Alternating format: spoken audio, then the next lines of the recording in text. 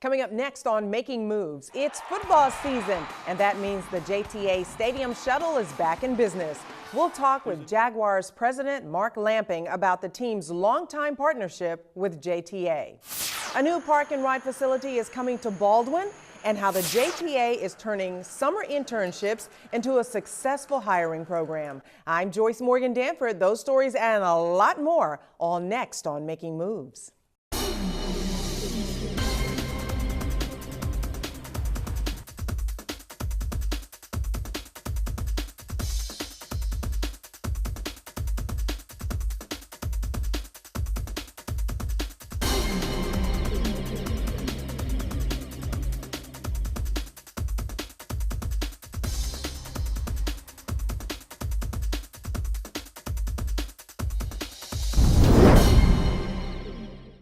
Hello everyone, welcome to Making Moves. I'm Joyce Morgan Danford. It's one of Northeast Florida's favorite times of the year, football season. That's right, Friday night lights, on Saturday college football, and then on Sunday the NFL and our own Jacksonville Jaguars. For nearly 2 decades, the JTA has been making sure that Jaguars fans get to the stadium on time and without the traffic congestion and frustrating parking hassles.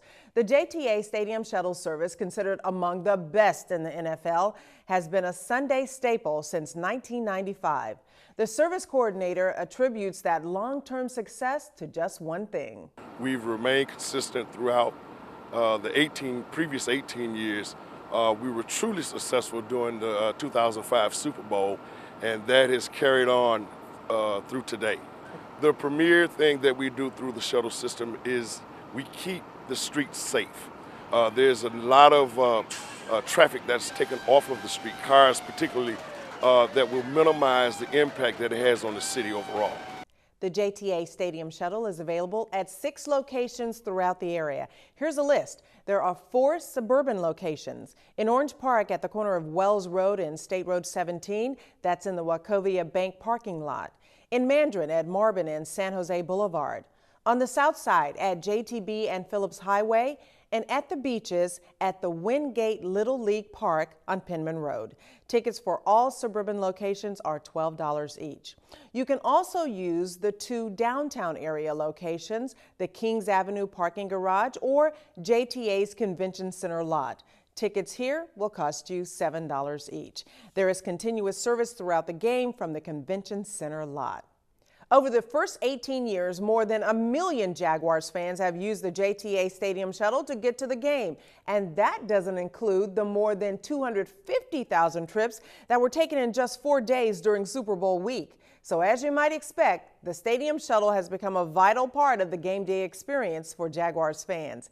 We're joined now by Making Moves senior correspondent Terry Casey. And Terry, you recently sat down and had an exclusive interview with Jaguars president Mark Lamping. So tell us about how he and Shad Khan really feel about this partnership with JTA, especially related to the stadium experience.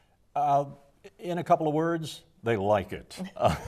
I can tell you the Jaguars are very much aware of the value that the JTA brings to the football experience here in Jacksonville, and so are the fans who use the Stadium Shuttle service. Now, for the Jaguars' new leadership team of owner Shad Khan and President Mark Lamping, it is all about the fans. While new head coach Gus Bradley molds a winning team on the field, the Jaguars leadership is real busy thinking about this Sunday and a lot of Sundays into the future.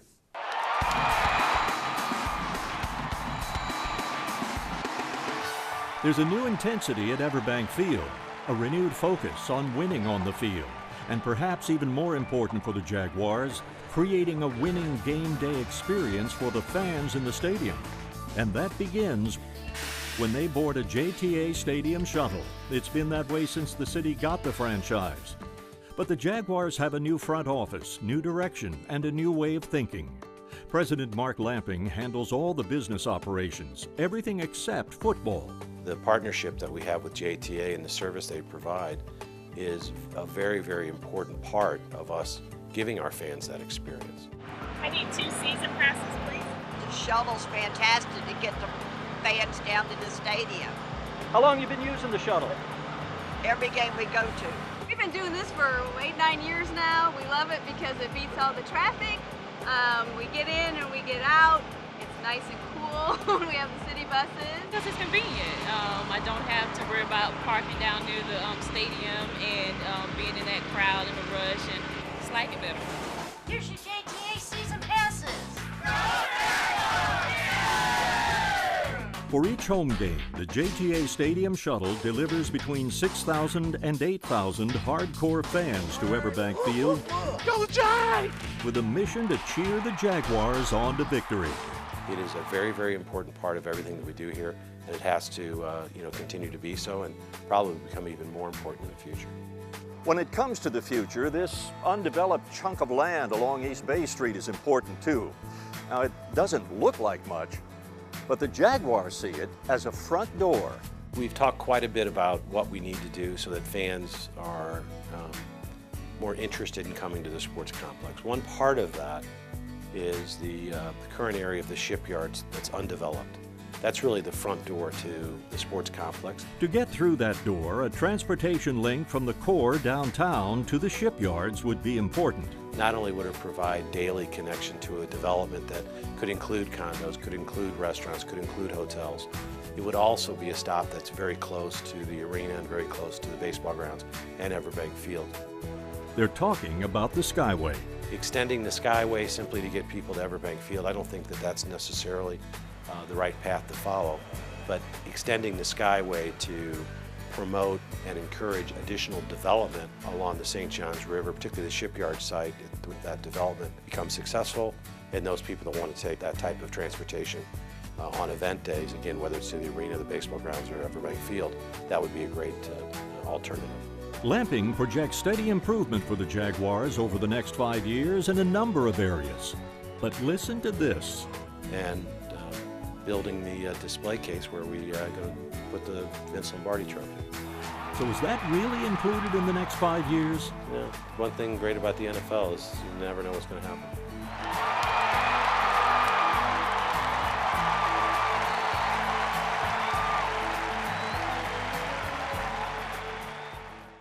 I want to revisit the Stadium Shuttle service for a minute here.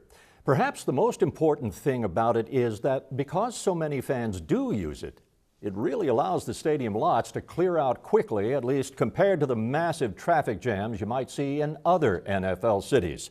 And that, of course, is one of the reasons that Sports Illustrated readers voted Jacksonville's Stadium Shuttle service as the best in the NFL just a few years back. JTA really does have it down to a science. Wow, and that's so exciting. But you know, in your story, which was very good, by the way, we heard Mark Lamping talk about the shipyards and how it could be vital to development of the sports complex area as well as downtown Jacksonville. But you know, interestingly enough, we've been hearing that the owner, Shad Khan, might want to do some kind of development himself. So did you all talk about that at all? Well, interestingly is a well-chosen word because on the heels of our exclusive interview with Mark Lamping, owner Shad Khan confirmed what Lamping told us about the keen interest the Jaguars have in the shipyards as that front door to the sports complex, in addition to fueling economic life and vibrancy downtown. Khan said the Jaguars are talking with the city. City owns the land. But he wouldn't talk about details. A spokesman for Mayor Alvin Brown's office confirmed Khan has shown interest in developing the 40-acre shipyards property.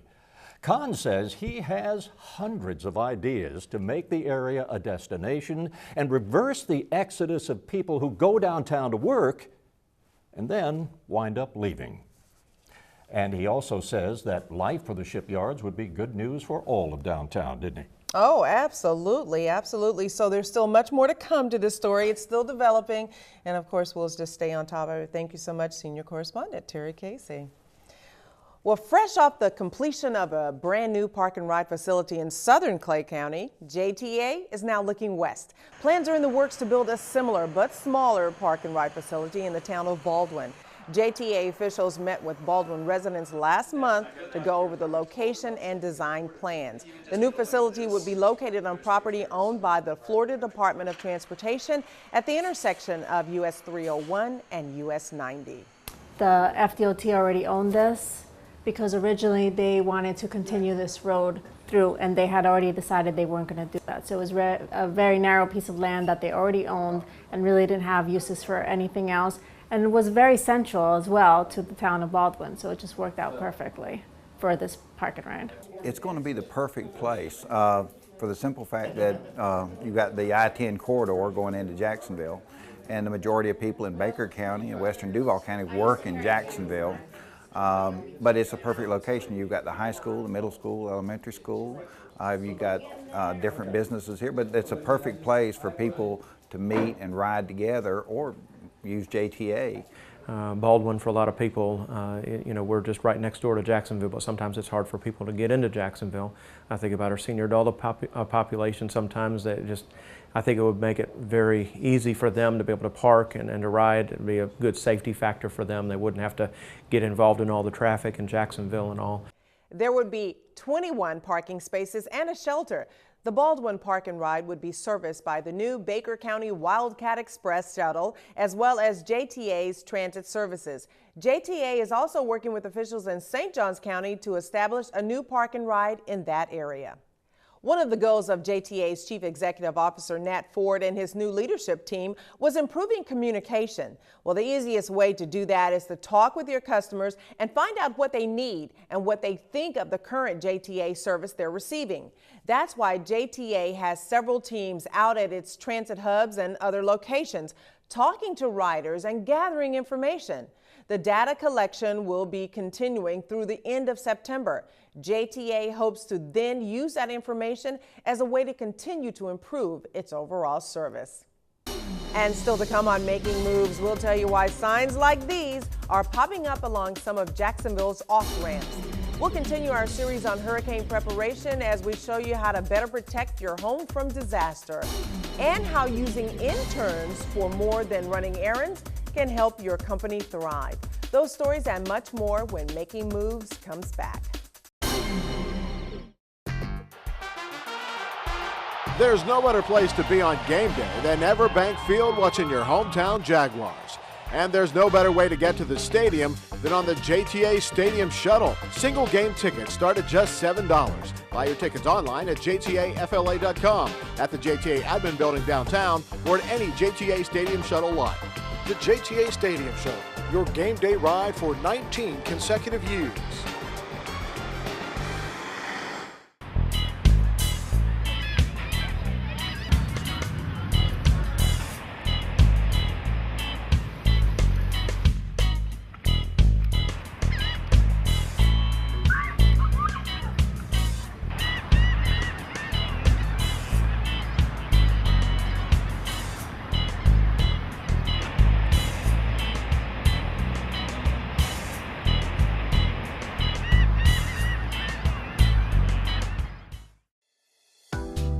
Imagine taking a gondola ride through the canals in Venice, experiencing the breathtaking magnificence of the Eiffel Tower, or riding a legendary double-decker bus through the streets of London. For most of us, these are just dreams that will never come true, but they could. Think about saving hundreds, even thousands of dollars a year by doing one simple thing: parking your car and taking JTA instead.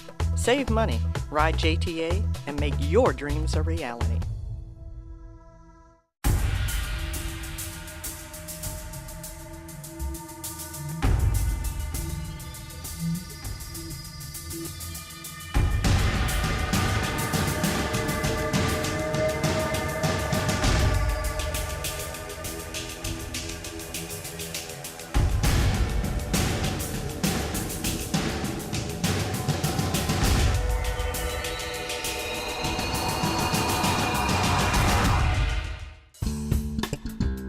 You're watching the award-winning Making Moves, North Florida's premier source for transportation news and information.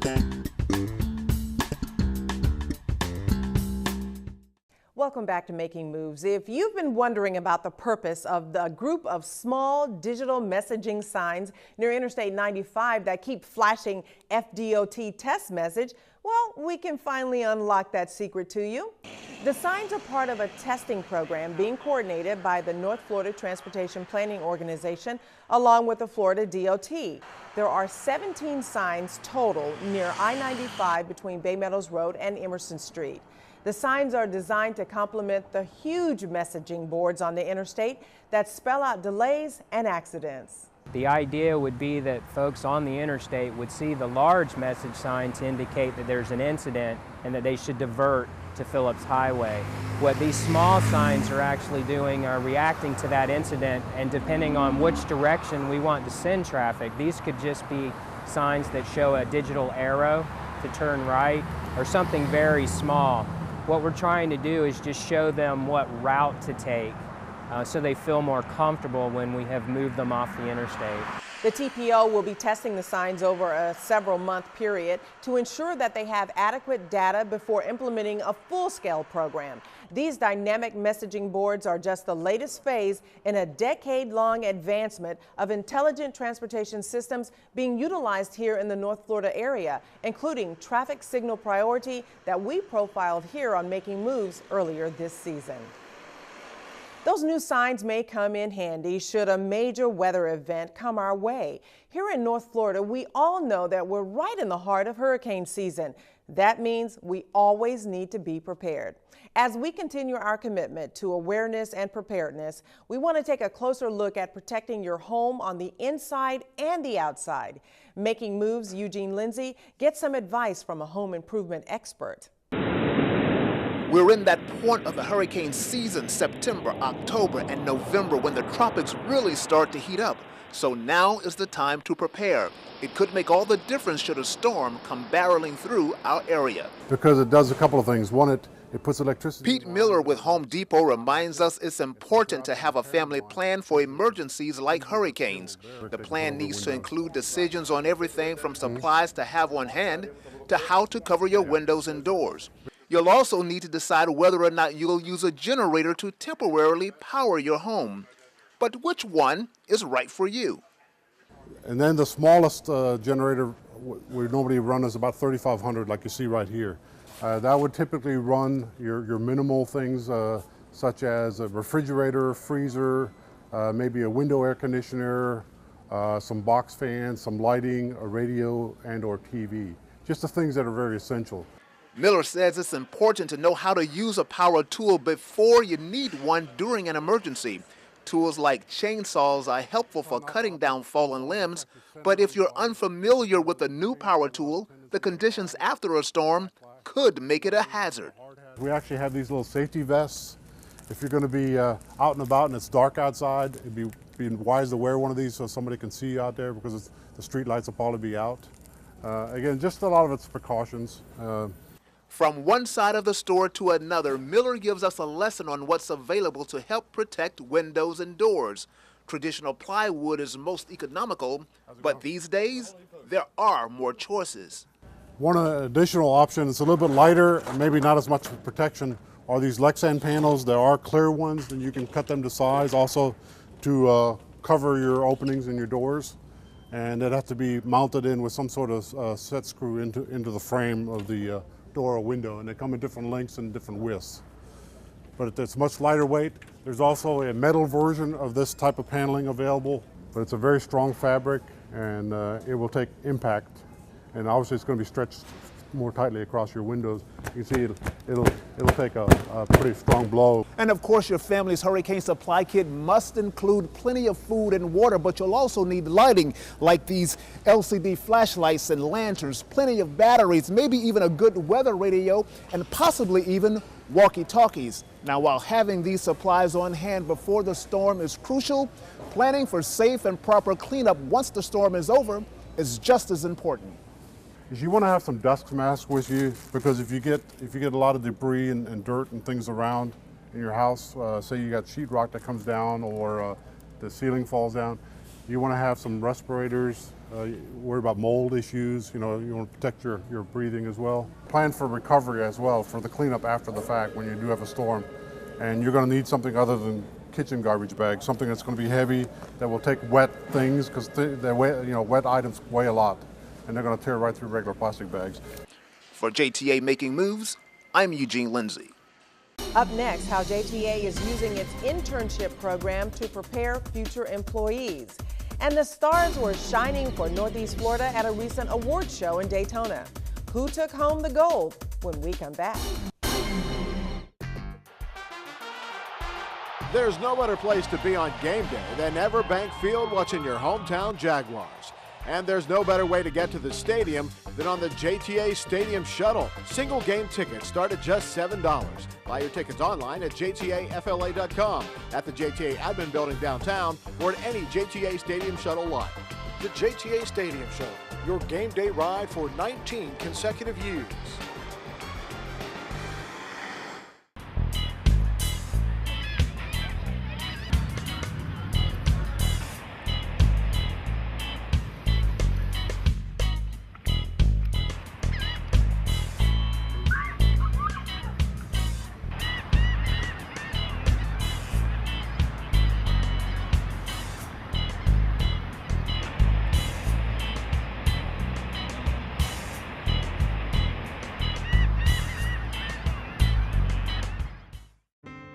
Are you heading down the road of foreclosure, not sure what to do next? Don't worry, all is not lost. You may still be able to save your home, but you have to act now. Here's some important tips from the Department of Housing and Urban Development. First, don't ignore the problem. Contact your lender immediately and know your rights. Read and understand your mortgage documents and learn about your state's foreclosure laws. Do your research. Know your foreclosure options, including loss mitigation. Don't pay for foreclosure advice. It's readily available for free from your lender or calling a HUD-approved housing counselor. Prioritize your spending. Look for ways to cut expenses.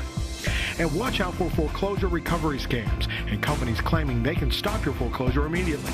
Whatever you do, don't sign any legal documents without checking with a trusted professional. Still unsure about where to start? Call this number and speak with a HUD-approved housing counselor today. Owning a home is still the American dream, and we're here to keep that dream alive. We live in a global community where information can be delivered instantly. But having access to information and getting accurate information don't necessarily go hand in hand. That's where we come in. We are Making Moves, the First Coast's premier source for transportation news. At Making Moves, we strive to deliver timely, reliable, and pertinent information about the transportation stories that affect our community. From transit to roads, we've got it covered. Making Moves, now on Facebook. You're watching the award-winning Making Moves, North Florida's premier source for transportation news and information. Welcome back to Making Moves. Students are back in class now, facing the academic rigor of the 2013-2014 school year. But during the summer, 12 high school and college interns got a hands-on work experience and an up-close and personal look at transportation careers. And if history repeats itself, some of these students could be future transit professionals. They may be young, but they're getting an opportunity to earn money while gaining valuable job training as they work side by side in a professional setting. JTA participated in the city's summer intern program to give students a chance to stay productive while out of school. That was the tip of the iceberg for students like Chris Herring, who is a junior at Jacksonville University. You learn that there is a broad spectrum of stuff that has to be done to actually run a transportation office. Herring and his fellow interns worked throughout the transit system from administration to engineering, where they performed a number of jobs. Jackie Gibbs oversees the internship program for JTA. And the goal really is to expose them to the inner workings of a transportation agency and to make them aware of the career potential here at JTA and really just expose them to the job market. This summer was extra special for these interns. Not only did they have a chance to work at JTA, they were also able to attend the Conference of Minority Transportation Officials annual conference, which was held here in Jacksonville. It's an experience they will not soon forget. Being able to participate in this internship has actually been really exciting. I've met a lot of people, being able to network, and I've met people that actually have attended FAMU, so they've given me like a great insight on a lot of different things. It has been extremely empowering to see all of the leaders in the transportation system, and they have been really helpful and if I wanted to ask about school, so it's been really empowering and it's making me more focused on my future. The summer internship program is all about exposure and, of course, career development for these students. But the real payoff for JTA and these young people is when they have the opportunity to become full-time employees. When I first came in, I just made sure I showed up on time. I was attentive. I showed a willing and an eagerness to want to stay and be involved in anything. Anytime something was going on, I was always asking, hey, how can I help? How can I be of a benefit for you? Because I'm here to work for the team. Robert Johnson is one of 2 former interns who now work in the Information Technology Department at JTA. Johnson says it was his willingness to work hard and do a good job as an intern back in 2008 that led to him being hired on by JTA, thereby coming full circle from student to professional.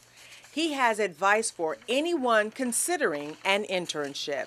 Stay the course. If you're going to do it, do 110%. Give your all, give everything, and then more if you have the chance to, because you never know what it can turn into.